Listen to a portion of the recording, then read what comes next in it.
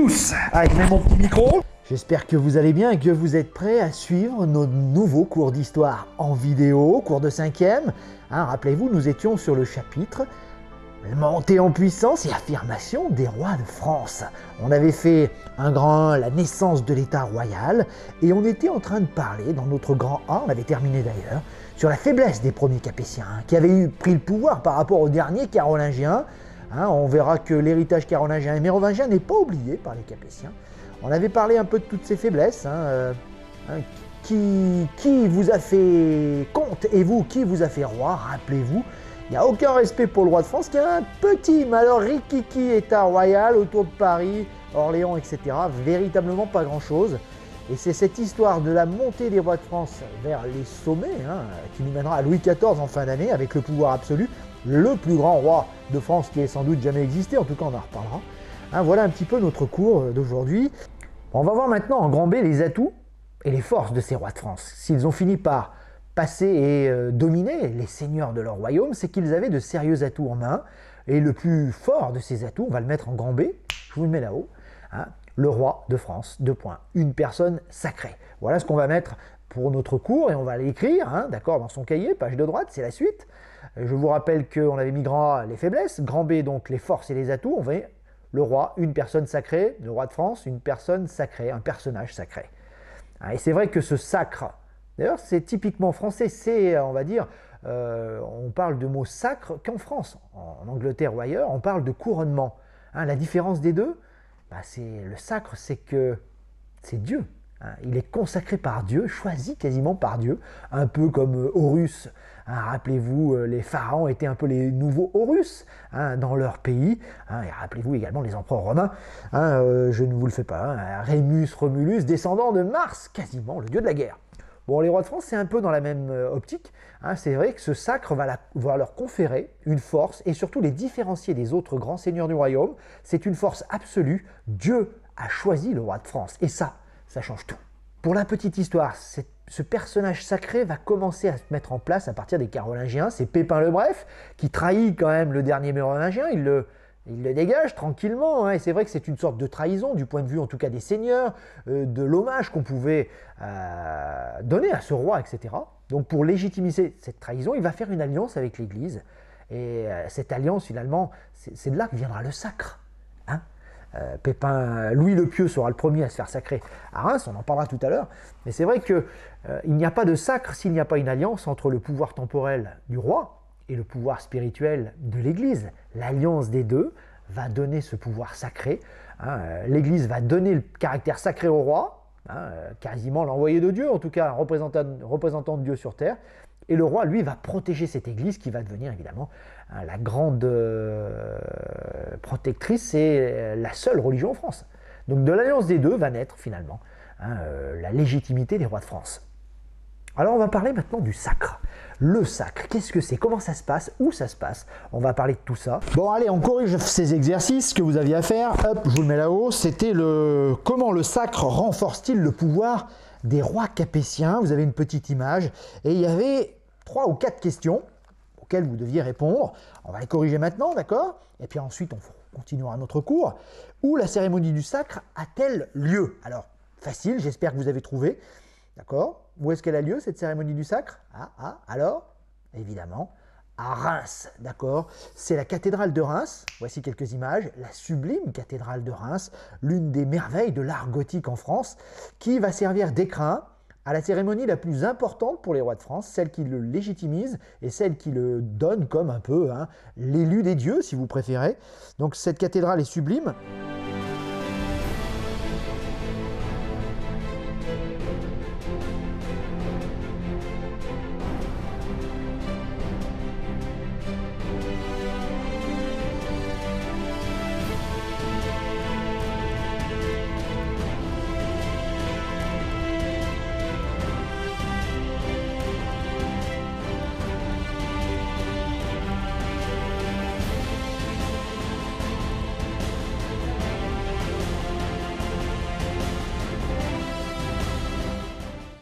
Alors, vous vous posez peut-être la question, pourquoi Reims? On avait déjà parlé un petit peu, je crois qu'on avait évoqué le sujet.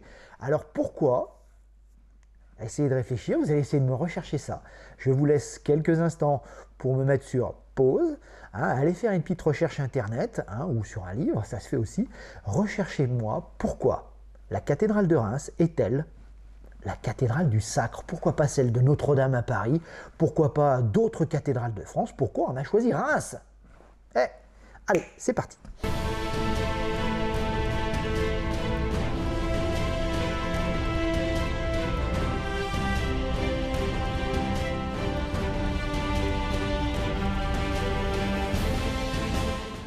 Bon, vous avez trouvé?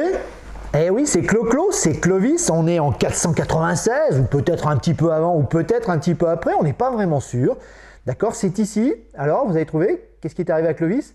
C'est ici que Clovis va se faire baptiser. Sans doute, d'ailleurs, grâce à sa femme Clotilde, je pense qu'elle a été baptisée en premier, elle était chrétienne, elle a un petit peu, les femmes d'ailleurs, vous voyez dans la religion chrétienne, qu'elles étaient un petit peu plus légales des hommes, et c'est cette religion qui attirait plus les femmes au départ en tout cas que les hommes. C'est elle qui va pousser pour que Clovis se fasse convertir. La légende voudrait que c'est à la bataille de Tolbiac, face aux Burgondes je crois, que en grande difficulté, la bataille est quasiment perdue pour lui, que Clovis se tourne vers le ciel et dit au dieu de Clotilde, si tu me sauves et si tu me fais gagner cette bataille, je me convertirai.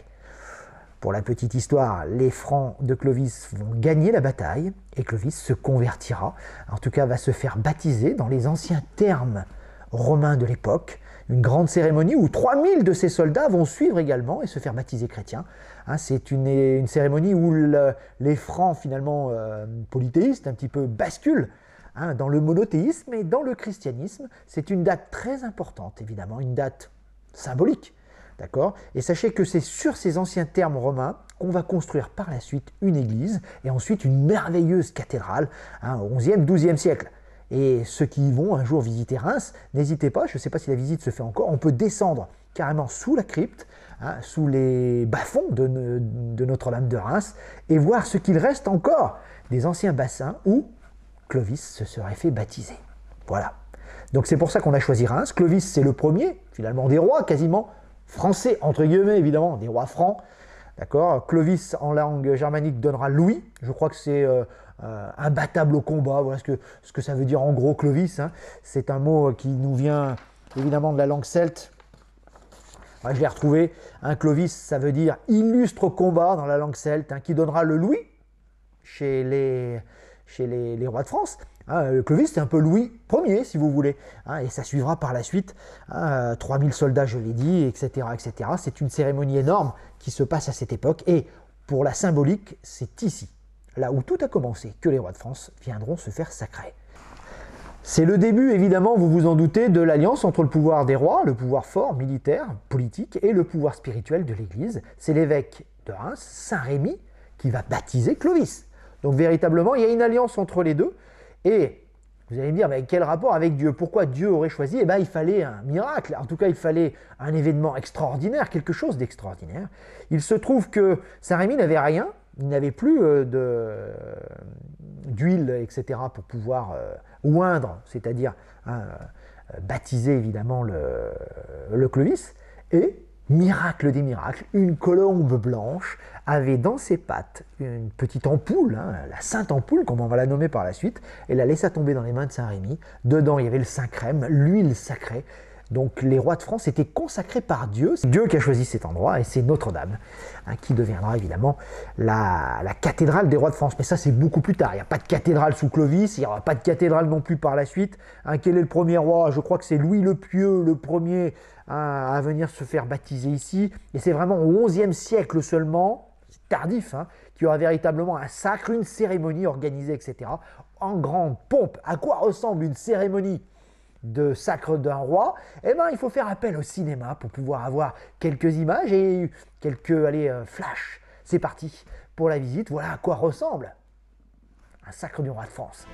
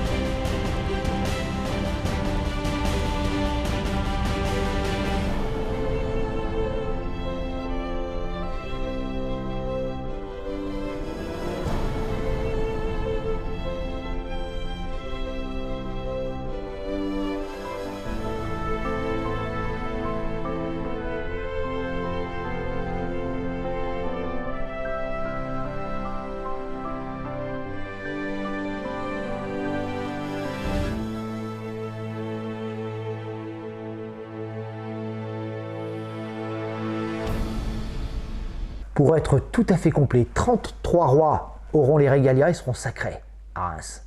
Sachez que seuls 3 ne seront pas sacrés. C'est Louis VI, Henri IV et Louis XVIII, qui eux, pour des raisons plus ou moins, etc., on ne va pas rentrer dans les détails, c'est les 3 seuls rois à ne pas se faire sacrer à Reims.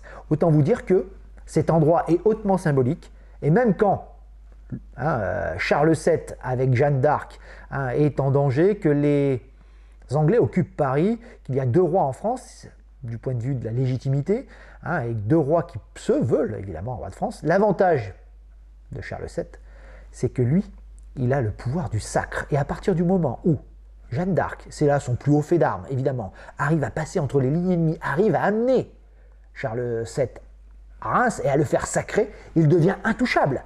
D'accord, c'est quasiment perdu pour les Anglais, ça y est, il est sacré roi de France, intouchable. Et pour la petite histoire, sachez qu'il n'y aura qu'un roi, si je le retrouve. Il va falloir attendre pour tuer un roi très très longtemps. Est-ce que j'ai la feuille? Pour qu'un roi soit assassiné, il faudra attendre 1589 avec Henri III. Autant dire que vous avez vu depuis Clovis jusqu'à 1589 et le premier assassinat d'un roi, c'est une personne sacrée, on n'a pas le droit d'y toucher, c'est faire quasiment offense à Dieu. Et on est dans une population qui est très très religieuse, on est dans une population qui est très croyante, très superstitieuse également. Aller tuer un roi, vous n'y pensez pas. Il a été sacré par Dieu, quand même. On continue quand même à corriger quand même la suite de nos exercices. Retrouvez chaque étape de la cérémonie du sacre, le couronnement, la remise de l'épée, la remise du sceptre, l'onction. D'accord, on pourrait rajouter quasiment, il y a le serment au moment où on remet l'épée, etc. Donc vous avez vu que la petite vignette numéro 1, avec le petit truc sur la tête, etc., ça c'est l'onction. D'accord, la remise du sceptre, c'est la deuxième image. Ensuite, la remise de l'épée, voilà, il ne faut pas être très fort quand même, il y a une épée, le mec lui remet. Et enfin, à la fin, le couronnement, la couronne sur la tête. Vous voyez bien que c'est un évêque, et c'est l'évêque de Reims qui, officiellement, depuis Saint-Rémy, fait le travail. Quel est le pouvoir miraculeux que le roi acquiert avec le sacre? De qui tient-il son pouvoir? Bon, alors le pouvoir miraculeux, d'accord, c'est celui où on peut toucher ses fidèles, etc., pour les guérir. En effet, il a l'esprit saint, il est oint par Dieu, donc il devient, ça s'appelle les écrouelles. Les écrouelles permettent de soigner les malades. Il a ce pouvoir-là. Louis IX, Saint Louis, le faisait assez souvent. Il allait voir les lépreux, etc., etc. Donc ça devient véritablement une personne sacrée. De qui tient-il son pouvoir? Bon, alors, je viens de vous le dire. Il tient son pouvoir de Dieu, évidemment. Tout ça, c'est les questions qu'on avait à faire pour aujourd'hui. Donc vous avez bien vu que la cérémonie se passe ainsi. Il y a, au moment de la remise du sceptre, je crois, le serment, qui équivaut un peu à l'ordre de chevalerie. On lui remet au XIIIe siècle, c'est là que ça se met en place, les éperons, on lui remet l'épée joyeuse, les régalias, etc. On en parlera tout à l'heure. Donc c'est véritablement, le sacre, c'est la stabilité du pouvoir royal. Les Mérovingiens et les Carolingiens, c'était des élections par les grands du royaume. Là, les Capétiens sont sacrés, évidemment, par Dieu, ce qui change tout, évidemment. Et ils font sacrer également leurs fils avec eux. C'est une société où la foi est très profonde, évidemment, et donc hors de question de toucher à ce personnage sacré. C'est très difficile, il faudra alors Louis XVI, vraiment très tard, pour que la population française s'en prenne à son roi, ce qui se dit d'habitude chez les paysans qui meurent de faim, etc. Et si notre bon roi le savait. Généralement, quand on trucidait quelqu'un au Moyen-Âge, c'était celui qui collectait les impôts, le bailli, etc., ou je ne sais quoi, les sénéchaux, c'est eux qui ramassaient, les représentants du roi. Mais si le roi savait ça, le roi sait très bien ça. Mais c'est vrai que jusqu'à maintenant, on se dit que c'est le personnage des personnages, c'est le personnage à n'absolument pas toucher. Il est aimé de son peuple, on fait des prières pour lui, et on va le voir pour guérir, carrément, quasiment Jésus sur terre. 12 pères du royaume viennent l'introniser, les 12 pères du royaume, c'est les grands seigneurs du royaume, il y a une accolade, et on crie « Vive le roi !» avant que le roi sorte ensuite sur le perron de la cathédrale et que le peuple puisse enfin l'acclamer, etc., etc. Ça se passe toujours un dimanche ou lors d'une fête liturgique, obligatoirement. Le roi arrive la veille, généralement, pour une nuit en confession et en prière, un peu pour ce qui va se passer au temps des chevaliers. Et ensuite, il y a une grande procession qui s'organise. La Sainte Ampoule est amenée encore dans un grand cortège par les moines de Saint-Rémy, escortée par les barons. Elle arrive telle un roi quasiment. Cette Sainte Ampoule est mythique, légendaire. Elle fait tout un trajet, et sur son trajet, on vient essayer de l'admirer. Aujourd'hui, elle est dans une espèce de coffre en or recouvert de petites pierres précieuses. Mais sachez également qui est un curé qui, dans son coffre-fort, a une petite fiole un peu détruite et qui dit qu'à l'intérieur, lui aussi a le Saint-Crème. Allez savoir, tout s'est passé à la Révolution française, la Sainte-Ampoule était à Saint-Denis, on a sorti les cadavres des rois, on a détruit les statues, on a cassé la Sainte-Ampoule, quelqu'un l'aurait récupéré, une partie serait allée dans cette petite fiole que détient ce prêtre, hein, j'ai vu ça dans une émission, et l'autre peut-être dans cette ampoule-là, dans la chasse en or, à Reims. Bon, allez savoir quelle est la vérité, on ne saura jamais, les légendes sont ainsi faites, hein, mais en tout cas, il a fallu en avoir. Hein. Il paraît qu'on prenait quand même, vous allez me dire, attendez, depuis des siècles, il n'y en a plus, quoi. Hein. Bon, bah, sans doute qu'on n'en prenait qu'une toute petite partie, ce Saint-Crème qui s'était solidifié sans doute, et on le diluait, etc., pour en avoir plus, et pour que ça dure dans le temps. Il y a hors de question que le roi ne puisse pas se faire oindre par le Saint-Crème, ça serait une catastrophe, vous vous en doutez.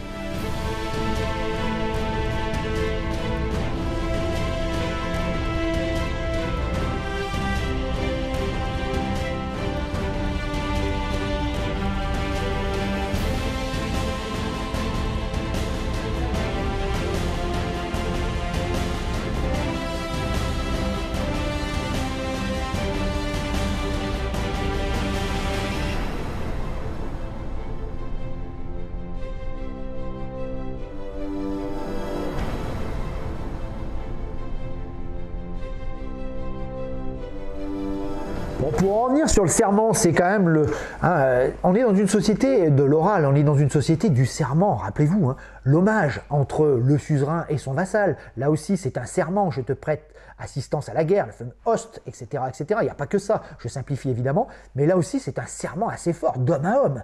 Hein, la chevalerie également, hein, évidemment, vous vous en doutez, l'adoubement. Eh bien, c'est quoi? C'est également un serment de protéger la veuve et l'orphelin, quand l'Église fera de cette cérémonie quelque chose de sacré, quasiment, juste sur l'Église. On recherche le Graal, la sainte relique, des reliques, évidemment. Hein, donc c'est très religieux et c'est très important. Encore un serment d'homme à homme, enfin d'homme à Dieu, pratiquement. Hein. Et puis là, ce serment encore, entre celui qui va devenir roi et Dieu, forcément, et son peuple également. C'est une alliance hein, entre les trois, entre un roi, un homme, donc consacré par Dieu et l'Église, et son peuple.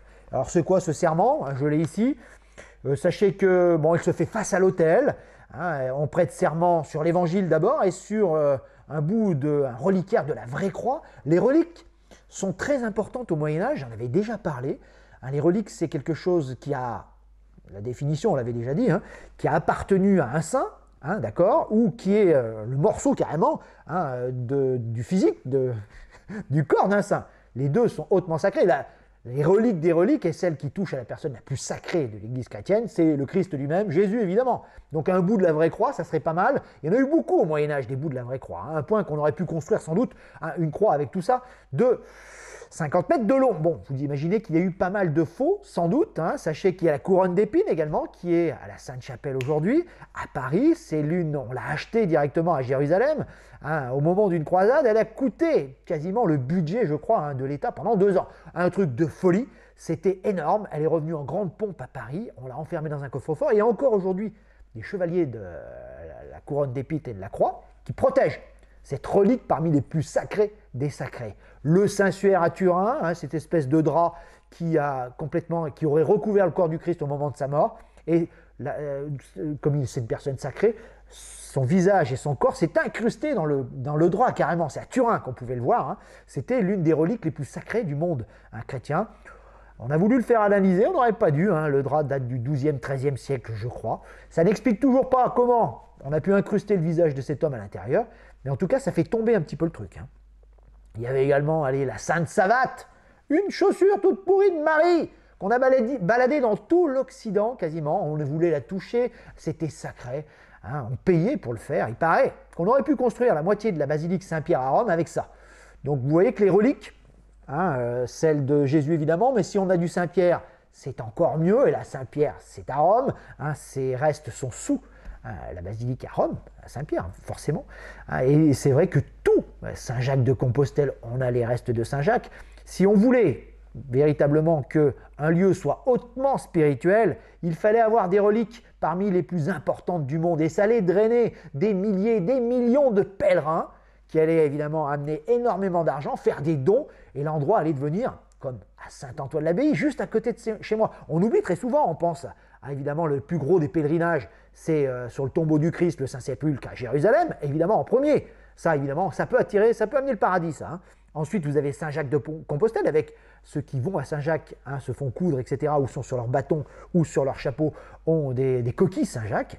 Vous avez Rome avant, hein, avec les reliques de Saint-Pierre, c'est sur cette pierre que je bâtirai mon église. Voilà les 3 grands lieux de pèlerinage sur les plus grandes reliques du monde chrétien. Mais vous avez Saint-Antoine, juste à côté de chez moi, je vous en ai parlé, une superbe abbaye, tiens, quelques images, hein, et à l'intérieur, vous aviez le reliquaire qui détenait les reliques, les morceaux du corps de Saint-Antoine l'Égyptien, qui, d'après la légende, serait hautement quelqu'un qui guérissait les malades et autres. Donc à Saint-Antoine, beaucoup de malades venaient, notamment le mal des ardents, une sorte de toute pustulente, etc., une peste à l'arrière de l'époque. Ce mal des ardents, eh ben, si on allait faire un pèlerinage à Saint-Antoine, faire des dons évidemment, se prier devant les reliques, pouvez vous faire guérir, un peu comme ce qui se passe à Lourdes, avec l'apparition évidemment de la Vierge, etc. etc. Alors je ne vais pas rentrer dans les détails, mais vous aurez bien compris qu'au Moyen-Âge, il y a un trafic de reliques très important, hein, et que le roi n'échappe pas à la règle. Hein, c'est vrai qu'il va se prosterner et jurer devant les reliques, celle de la Sainte Croix, celle de la couronne d'épines quand elle sera de retour, etc. etc. Les reliques, très très importants au Moyen-Âge, très importants. Bon, on ne peut parler de reliques sans parler de la relique des reliques, celle que tous les chevaliers du Moyen-Âge cherchaient en vain, hein, la quête du fameux Graal, et oui, le roi Arthur, Lancelot, Perceval, etc.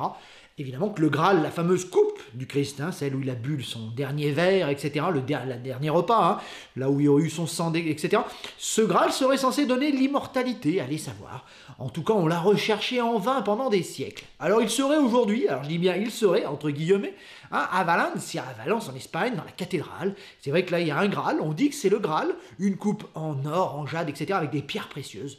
On se rappelle quand même que Jésus était charpentier, fils de charpentier, et ça m'étonnerait quand même pas mal que lors du dernier repas avec ses apôtres, il était en train de boire un coup, d'accord, dans une coupe d'un luxe aussi inouï, lui qui avait tout abandonné, etc., et qui prenait un petit peu la pauvreté. Bon bref, c'est dit, alors Graal ou pas Graal, peu importe, en tout cas je vous mets quelques images de ce Graal espagnol.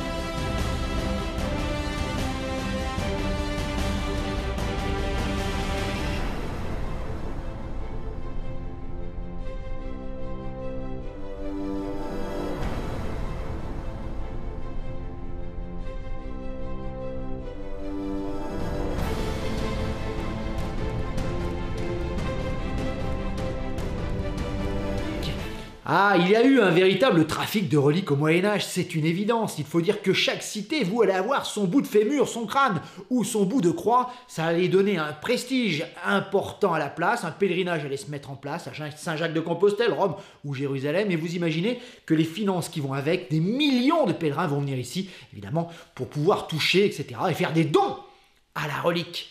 Je ne peux m'empêcher d'arrêter de vous parler des reliques sans, quand même, allez, évoquer jusqu'où on peut aller pour avoir des reliques. Et on va aller à Venise, vous allez voir. Et vous allez voir jusqu'à où les hommes sont prêts à aller pour pouvoir avoir des reliques prestigieuses. Allez, direction Venise.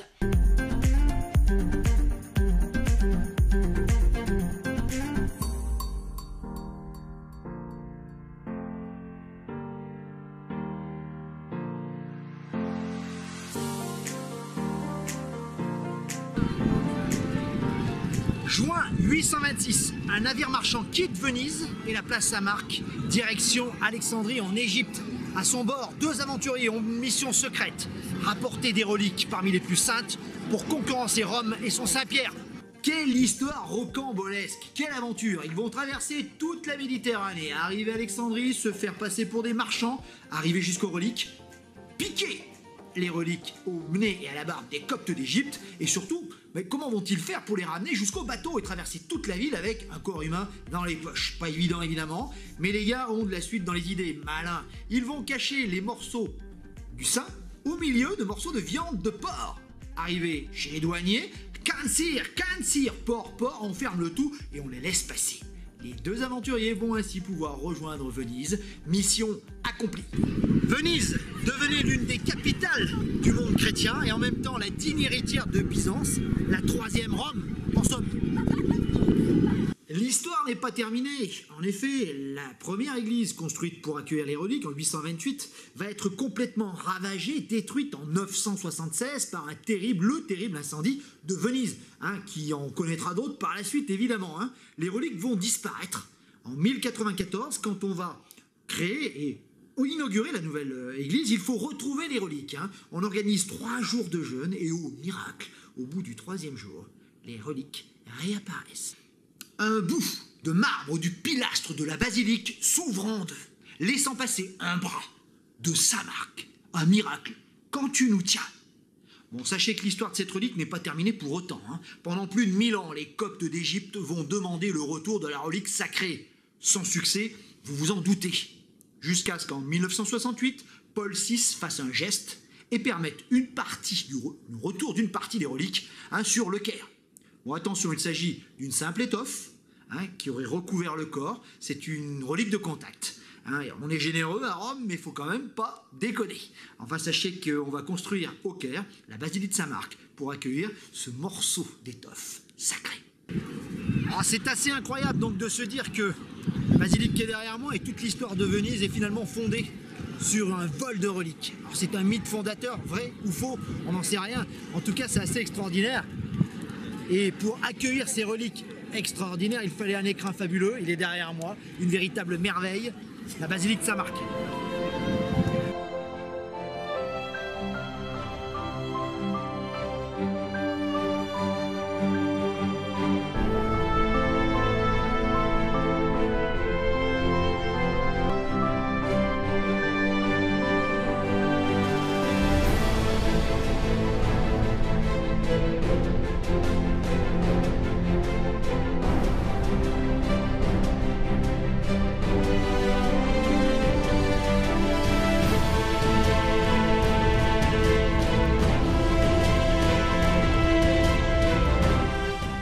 Monsieur Afri, vous vous éloignez un petit peu, oui, je digresse, c'est vrai, je suis parti sur des reliques.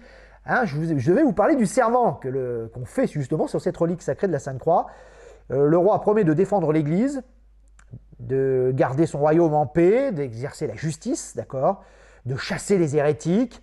Il reçoit les insignes des chevaliers, je vous en ai parlé, s'agenouille devant l'évêque, qui trace les signes de croix sur sa tête, sur son torse, sur sa poitrine, enfin, sur ses épaules. On fait une espèce de croix, etc. Joindre les bras également, les jointures des bras est très important, un petit peu partout sur le corps. On fait comme si on était, il est comme ça, tac, tac, tac. On fait une croix quasiment avec l'onction, tac, tac, tac, évidemment. Et c'est fait. Il peut aller se faire acclamer par la foule. Le roi est devenu sacré, quasiment intouchable. Il faut dire que cette personne est sacrée, et que même, il a un pouvoir magique, les fameuses écruelles, on en a parlé tout à l'heure. Le roi peut soigner le mal et soigner les maladies. C'est une personne sacrée, Dieu parle à travers lui. Saint Louis poussera le truc jusqu'à l'extrême, c'est carrément un roi qui se flagellera. Il est un petit peu fanatique, on l'a dit Saint Louis, on aurait dû l'appeler Louis le fanatique, Louis IX. Il se flagellait pour s'excuser de ses... il se fouettait pour s'excuser de ses pensées mauvaises ou de ses péchés. Il dormait nu quasiment dans la chapelle royale, etc. pour expier également ses mauvaises pensées, ou s'il a eu des... il rendait la justice également sous un chêne. Certaines mauvaises langues disaient comme un gland, mais ça, c'est pour la petite histoire et c'est pour la blague, attention, évidemment. Bon, voilà un petit peu pour la personne sacrée des rois de France. Sur la frise, place les 3 grands rois capétiens. Philippe IV, dit le Bel, beau gosse le gars. Bon, c'est lui qui a fait le premier porter une étoile jaune aux Juifs, qui leur a piqué toute leur... il les a chassés de France, piqué leur richesse, et puis c'est également lui qui a fait cramer les Templiers, et pour remplir ses caisses. Philippe le Bel, bon, il n'est pas si beau que ça, en tout cas à l'intérieur. Hugues Capet, le premier des rois, et enfin Louis IX, dit Saint-Louis, je vous en ai parlé tout à l'heure, le fanatique hein, qui se flagellait là. Bon bref, on en parlera un peu plus loin de lui d'ailleurs. On étudiera un peu plus en profondeur Saint-Louis, parce qu'évidemment je caricature un maximum. Il n'était pas que fanatique, ça a quand même été également un grand roi qui a fait beaucoup pour l'affirmation des rois de France. Bon, faut quand même pas déconner. Alors bon, évidemment, j'espère que vous avez mis 996, 987, 996. C'est Hugues Capet, le premier, les Capétiens, 33 suivront par la suite. 1226, 1270, j'espère que vous avez mis, hein, c'est notre ami Louis IX. Et enfin, 1285, 1314, les Templiers, les Juifs, etc. Philippe IV le Bel. Bon, voilà pour la frise chronologique. On étudiera 2 rois tout à l'heure, les plus importants. Hein, je vous avais demandé de faire les exercices sur votre manuel Belin. D'accord, on les corrigera, j'espère que vous les avez fait. Si ce n'est pas le cas, je vous redonnerai les trucs, vous le ferez. Hein, on va travailler sur Philippe Auguste et Saint-Louis, peut-être avec Philippe le Bel. Les 3 rois qui feront peut-être le plus pour l'affirmation des rois de France. Hein, capitale Paris, etc., la Sainte-Chapelle, on en parlera tout à l'heure. Donc voilà pour ce qui est de comment le sacre renforce le pouvoir des rois de France. J'espère que vous voyez que ce sacre, hein, c'est ce qui va permettre au roi de ressortir du lot, de ressortir parmi les seigneurs, et plus aucun seigneur pourrait dire hein, « Et toi, qui t'a fait roi ?» Eh bien, c'est Dieu, d'accord? Personne ne pourrait reprendre cette phrase légendaire, rappelez-vous, des premiers Capétiens et Duc Capet. Là, désormais, le roi enfermé à la Bastille, etc. Hein, il y aura bientôt les lettres de cachet. On ne touche pas au roi et on ne s'oppose pas au roi. Hein, c'est le pouvoir absolu qui va petit à petit se mettre en place. Ok. Bon, la suite. Vous aviez d'autres exercices à faire. Et oui, pendant le sacre, le roi reçoit des insignes royaux. Là aussi, ça vient renforcer son pouvoir sacré. Hein, joyeuse, l'épée de Charlemagne, la couronne de Charlemagne, etc., etc. Le Saint-Crème, tout ça mis ensemble fait encore plus pour que le sacre devienne une véritable, hein, un peu ce qui s'est passé avec la reine d'Angleterre, etc. À la télé, c'est un des premiers sacres qu'on ait vu à la télé. Hein. C'est un truc de folie, le peuple est là, il doit en prendre plein la vue, et le roi doit recevoir des insignes royaux.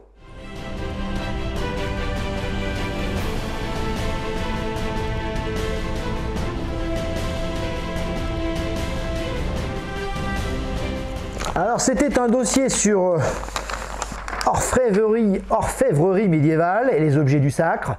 D'accord ? Comment l'art de l'orfèvrerie est-il mis au service des objets du sacre? Il faut savoir que c'est l'abbé Sugère, l'un des abbés les plus forts de son époque. C'est lui qui va véritablement mettre les régalias en place hein, et mettre cette symbolique très importante, puisque les objets que le roi va recevoir viennent sans doute de ses ancêtres. C'est tout un héritage derrière. Il y a toute une symbolique très importante.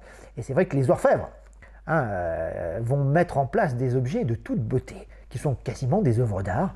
L'orfèvrerie désigne le travail des métaux précieux. Au Moyen-Âge, cet art se développe en Occident et est indissociable de la richesse et du caractère sacré des rois. C'est pourquoi l'orfèvrerie est utilisée pour les objets du sacre, qu'on appelle les régalias. Bon, l'art de l'orfèvrerie, vous avez un petit truc là, j'espère que vous l'avez vu quand même. Hein. Les orfèvres fondent les métaux précieux ou argent et les martèlent en frappant avec un marteau. Ils peuvent aussi réaliser des reliefs, graver des motifs ou ciseler des décors. Parfois, ils ornent ces objets, des filigranes, c'est-à-dire... Bon, parfois, ils ornent ces objets de filigrane, c'est-à-dire qu'ils incrustent des fils de métal. Hein, ils ajoutent également des pierres précieuses, saphirs ou rubis. Hein, vous vous doutez que notamment sur le calice du sacre, calice du XIVe siècle que vous avez en photo, hein, émaillé et orné de pierres servait à la communion, palais de Thau au trésor de la cathédrale de Reims, c'est l'une de... vous avez vu la beauté du truc. Il y a également le Graal. Alors le Graal, on l'a jamais retrouvé, hein, fameux dernier verre, là où le Christ aurait pris hein, son dernier repas, etc. C'est peut-être là aussi que son sang sera récolté par Marie-Madeleine. Bon, peu importe, c'est un objet des plus sacrés. Tous les chevaliers se sont mis en quête du Graal. Les chevaliers de la table ronde du roi Arthur, évidemment, c'est lui. Alors les questions. C'était qu'appelle-t-on régalia? Alors j'espère que vous avez trouvé. Alors c'est quoi les régalias? C'est les objets du sacre. Hein, c'est ce qu'on va redonner, évidemment, au roi lors de la grande cérémonie. Bon, je vous rappelle quand même que régalia, ça veut dire chose royale. D'accord? C'est du latin, là aussi. Chose royale, et la plus symbolique de ces régalias, et oui, c'est quoi? C'est la fameuse couronne, celle qu'on va poser sur la tête. Quand on dit un roi, on peut imaginer un roi sans couronne, évidemment. Sachez que chaque roi avait sans doute sa couronne. Hein, on a en tout cas des descriptions des couronnes de beaucoup des rois. Elles ont été perdues, détruites ou volées à la Révolution française. Je crois qu'il ne nous reste plus que celle de Louis XV, pour vous dire, mais ça donne assez bien à quoi devait ressembler cette couronne, en or émaillé, parfois serti de pierres précieuses. En tout cas, ce couronnement est une chose capitale, elle est la régalia la plus symbolique, évidemment, qu'on connaisse. La seule régalia à nous être parvenue intacte à travers l'histoire, 1 mètre de long quand même, 22 cm de large, de monarque en monarque, c'est la fameuse joyeuse, l'épée de Charlemagne. Et ouais, en photo quand même, elle était sur votre dossier. Lors de quelle cérémonie les régalias sont-elles utilisées? Alors vous avez pris un petit peu pour des libéraux quand même, un petit peu non. La cérémonie du sacre du roi de France, eh oui. Que symbolise chacune d'elles? Alors bon, j'espère que vous êtes allé voir un petit peu. Je vous ai parlé de joyeuse, c'est l'épée de Charlemagne, d'accord? Joyeuse, elle montre que le souverain est un guerrier, c'est marqué. Lors du sacre, elle est bénie, placée sur l'autel, puis brandie vers le ciel par le chef de l'armée, le roi, qui devient à la fois roi de France, mais également chef des armées, chef de guerre. Je vous l'ai dit que ça ressemble beaucoup à la cérémonie de la chevalerie, on lui met les éperons également, puisqu'il devient également premier chevalier de France. C'est très important que cette épée fabuleuse, d'ailleurs même Louis XIV, avec ses bas résilles, ses hauts talons rouges, sa jarretière et sa petite jupe, etc., avait à l'épée, regardez sur son tableau, évidemment, très connu, qu'on peut voir à Versailles, il avait Joyeuse juste à côté, sur son côté, et oui, Joyeuse a traversé les siècles. On la retrouve quasiment partout. Sachez que ça vient d'une légende, la chanson de geste de Roland, rappelez-vous, le forgeron mythique Galant qui aurait, pendant 3 ans, forgé cette épée fabuleuse. Elle a des vertus magiques, elle protège contre les empoisonneurs, éblouirait ses adversaires. Montjoie viendrait de là, Montjoyeuse, etc., etc. Donc, ouais, autant dire que c'est l'épée des rois. On ne peut pas s'en séparer. Donc, je vous l'ai mis, c'est la fameuse épée joyeuse. Bon, pour finir, sachez que le pommeau de l'épée date du Xe siècle et que le manche gravé, etc., le fourreau gravé d'ornements de pierres précieuses date du XIIIe siècle. Autant dire, c'est pas du tout Charlemagne. Alors, allez savoir qu'est-ce qui est de Charlemagne là-dedans. Peut-être la lame, on n'en sait rien. Bon, en tout cas, c'est un peu comme les reliques, ce truc-là. Évidemment, c'est un petit peu monté et parfois un petit peu faux, vous vous en doutez. Disons, décidément, les hommes du Moyen-Âge avaient de drôles de façons. Ils donnaient des noms à leurs épées. Joyeuse pour Charlemagne, Excalibur pour le roi Arthur et Roland de Roncevaux, avec sa fameuse Durandal. Il va se faire capturer, il est à l'arrière de l'armée de Charlemagne, il hurle dans son corne pour appeler Charlemagne à l'aide.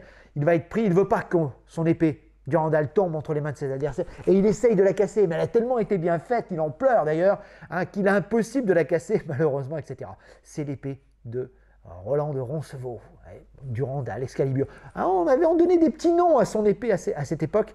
Il faut savoir qu'il fallait des jours et des jours pour la forger. Celle de Charlemagne aurait pendant 3 ans, vous imaginez le truc, mais c'est un travail faramineux, ça coûte très très cher, une très bonne épée, et donc évidemment on s'y attache. On imagine aujourd'hui les gendarmes de parler, donner un petit nom. Alors, histoire quand tu nous tiens.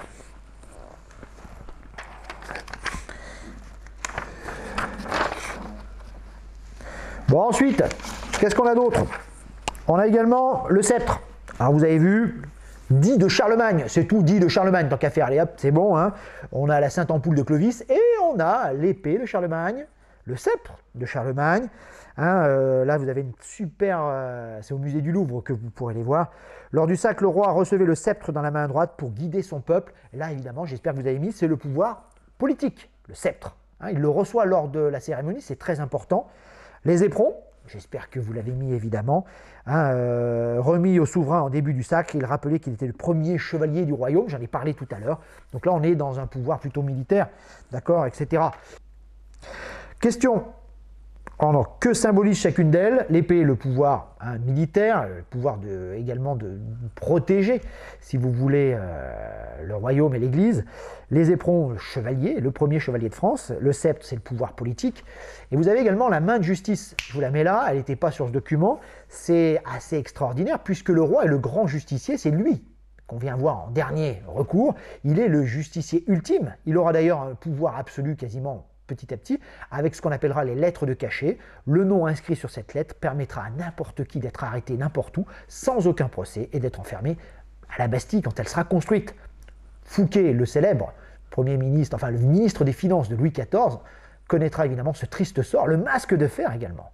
On ne sait toujours pas qui c'est, mais c'est vrai que ces lettres de cachet étaient véritablement des lettres définitives. Aucun procès, merci, au revoir. C'était le pouvoir absolu du roi. Et bien cette main de justice était très importante. Quel prédécesseur des Capétiens est représenté sur certains de ces objets? Pourquoi? Alors c'est quoi le grand prédécesseur? Celui qu'on essaye de se rattacher évidemment. Allez, vous l'avez trouvé? C'est Charlemagne, évidemment. Il y a de grandes chances quand même que toutes ces régalias ne soient pas de l'époque de Charlemagne, c'est même quasiment sûr. À la Révolution française, beaucoup ont disparu, beaucoup ont été détruites, etc. Donc celle-là date d'un peu plus tard, mais c'est vrai que Charlemagne, on s'y rattache. On se rattache également à Clovis, avec la Sainte-Ampoule, etc., et le sacre à Reims. Donc vous voyez, il y a tout un héritage derrière le sacre du roi de France. C'est un peu un nouveau Charlemagne, en tout cas, on se dit. Charlemagne était un Germain, et si on regarde une carte de son empire, on voit très bien qu'il était loin d'être que français, cet empire, et que le royaume de France était une petite partie du royaume de Charlemagne. C'était plus un royaume, un empire européen, celui de Charlemagne. Mais bon, allez, qu'importe, Charlemagne, allez, sacré Charlemagne, non, Charlemagne n'a jamais inventé l'école, les Romains et les Grecs l'avaient inventé bien avant lui, l'empereur à la barbe fleurie n'avait sans doute pas de barbe non plus, donc c'est vraiment des légendes qui vont courir, etc. Donc arrêtez les écoliers d'haïr Charlemagne, c'est pas lui qui a inventé l'école, même si la chanson « Ah, sacré Charlemagne, sacré Charlemagne ». Bon, c'est Sheila, elle chantait un peu plus mieux que moi, je crois, à l'époque, mais c'est vrai que Charlemagne, arrêtez de le haïr, il n'a pas inventé l'école. Mais les rois de France le tenaient comme l'un de leurs figures tutélaires, l'héritage de Charlemagne, finalement, les rois de France le récupèrent aussi, comme celui de Clovis. Allez, mérovingiens, carolingiens, capétiens, c'est la même histoire. On est tous issus du même sang sacré, choisi par Dieu. Et ouais, les nobles et les rois pensaient avoir le sang bleu, carrément. Bon, quels matériaux ces objets sont-ils réalisés? En or principalement, il y a du cuivre également, des pierres précieuses, saphir, etc., etc., rubis, on l'a dit. Vous avez vu que l'or est quand même très très présente, ça c'est une évidence. Et que pour l'épée de Charlemagne par exemple, la plaque du fourreau était ornée de pierres précieuses, elle date du XIIIe siècle. Le pommeau de l'épée en or date du Xe, etc. Sachez que lors du sacre de Napoléon, on a enlevé les fleurs de lys qui étaient sur le pommeau, et que c'est Charles X qui les remettra. Donc les fleurs apparaissent, réapparaissent, reviennent, etc. Mais en tout cas, l'or est partout présente. L'acier, évidemment, pour la lame, vous vous en doutez. Les pierres précieuses, voilà, pour ce qui est de l'orfèvrerie. L'argent peut être également utilisé, c'est marqué en haut, les maillages, cuivre, or, argent. Question suivante. Quels motifs sont représentés sur certains de ces objets? Alors, je vous l'ai dit, la fleur de lys a été mise sur le pommeau de Charlemagne, enlevée, re-enlevée, remis, évidemment. Vous voyez également qu'on a le Charlemagne, les motifs, il a carrément le globe terrestre, ça c'est le pouvoir spirituel de l'Église. Il a le sceptre dans l'autre main, il a la fameuse couronne sur la tête. Donc on voit qu'il y a tous ces motifs qui sont là. Qu'est-ce qu'on a comme autre motif? On a les petits aigles impériaux derrière Charlemagne, qui sont une puissance absolue. C'est surtout les fleurs de lys, c'est là qu'on voulait, c'est l'insigne des rois de France, évidemment. C'est sans doute, d'ailleurs, pour la petite histoire, cette fleur de lys, c'est sans doute pas une fleur, si vous regardez bien. Ça a l'air d'être le haut d'une lance. Alors c'est peut-être une lance inversée, quoi qu'on en dise. La fleur de lys. Tiens, on pourrait... Petite recherche. Je vous laisse quelques instants, vous allez me mettre sur pause, et vous allez me faire une petite recherche chez vous. Cherchez d'où vient l'origine de la fleur de lys. Allez, c'est parti, je vous laisse quelques instants pour me trouver ça. L'histoire, ça veut dire enquête, je vous le rappelle. Et pour bien enquêter, il faut chercher, aller à la source. Cherchez vous-même, si c'est moi qui vous apporte tout. Finalement, vous n'apprendrez peut-être pas autant. Allez, go, fleur de lys, ça vient d'où?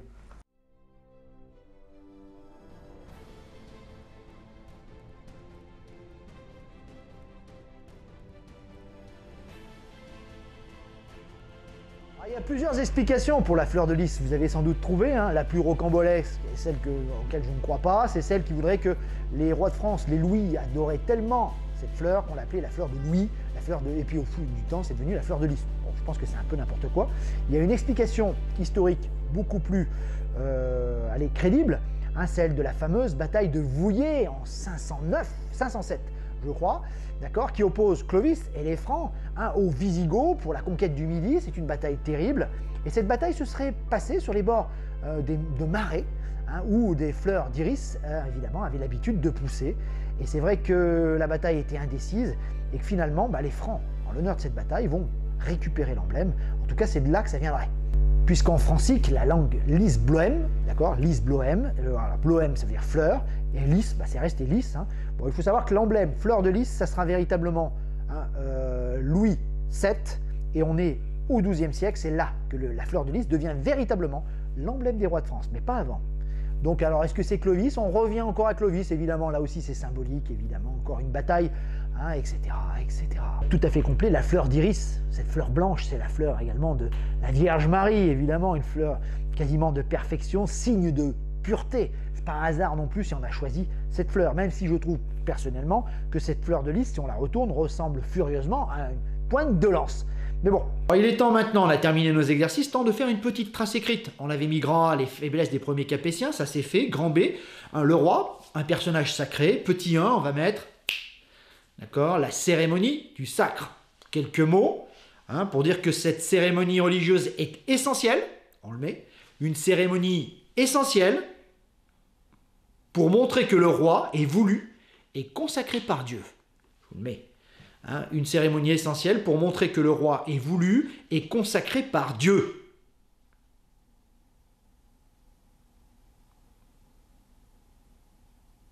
Ensuite, on va mettre que cette cérémonie a lieu à Reims, d'accord? Cette cérémonie a lieu dans la cathédrale de Reims,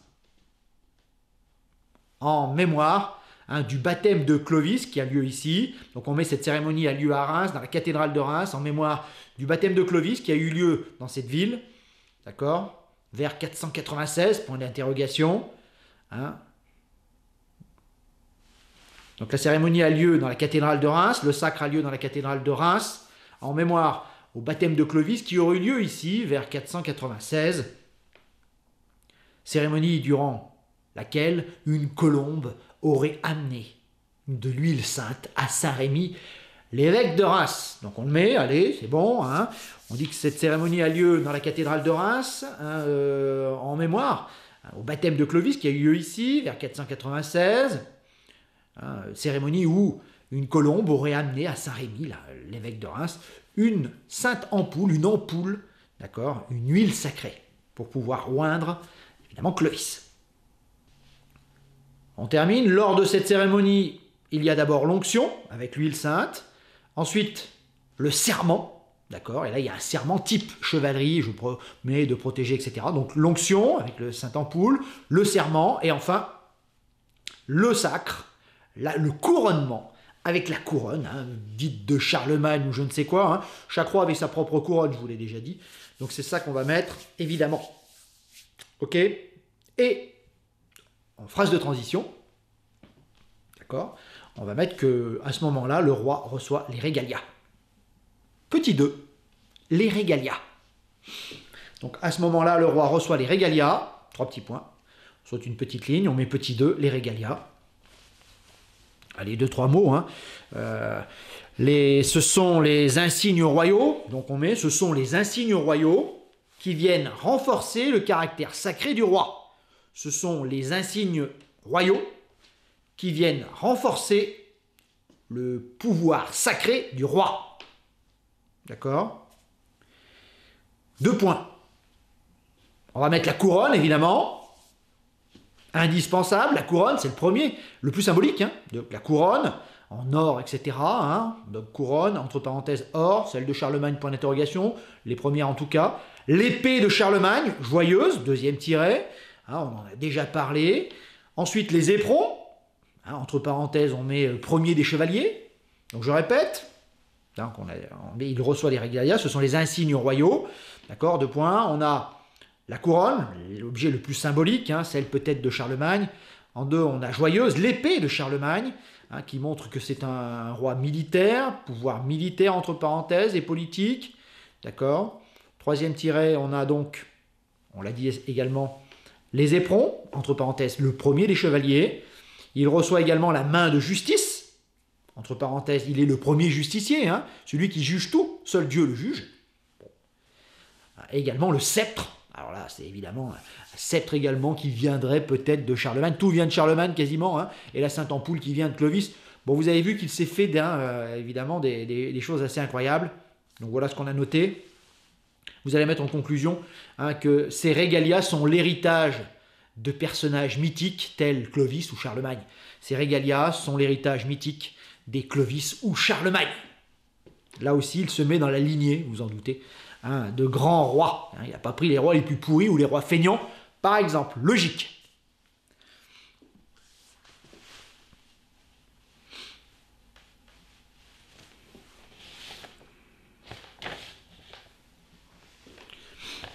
En conclusion sur cette partie, pour cette partie, on met que le sacre, les régalias, vont donner un avantage certain au roi sur les autres seigneurs. Donc on met le sacre et les régalias donnent un avantage certain au roi sur les autres seigneurs.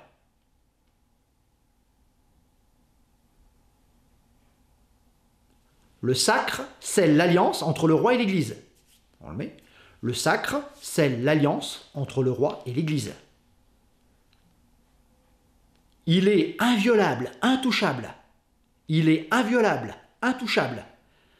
Et il faudra attendre 1589 pour que quelqu'un ose porter la main sur un roi. C'est l'assassinat d'Henri III. D'accord ? Il faudra attendre 1589 pour qu'on ose porter la main sur un roi. Henri III, d'accord, est assassiné. Donc voilà en conclusion ce qu'on pouvait dire hein, sur cette force et ces atouts finalement des rois de France. On voit qu'ils en ont quelques-uns quand même.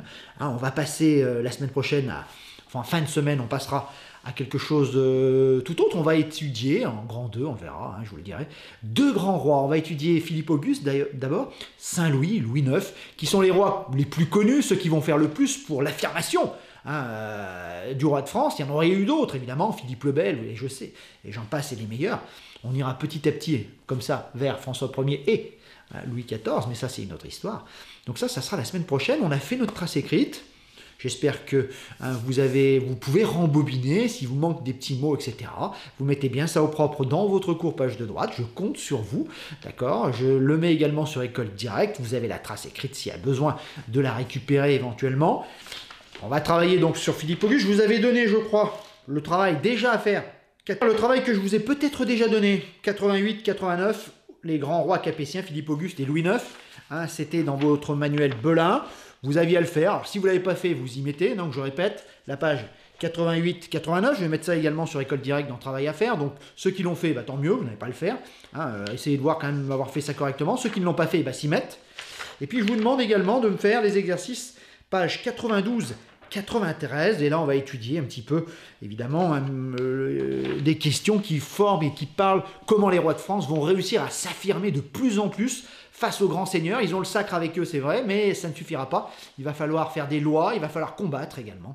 C'est le 3e petit devoir que je vous demande de faire pour la fin de la semaine. On va étudier une bataille, je vous le mets dans pièces jointes. On va étudier la célèbre bataille de Bouvines, où Philippe Auguste est en mauvaise posture. Philippe Auguste l'emportera. D'accord ? Donc si je résume, pour la fin de la semaine, on doit faire, si ce n'est pas déjà fait, la page 88-89, Philippe Auguste et Saint-Louis.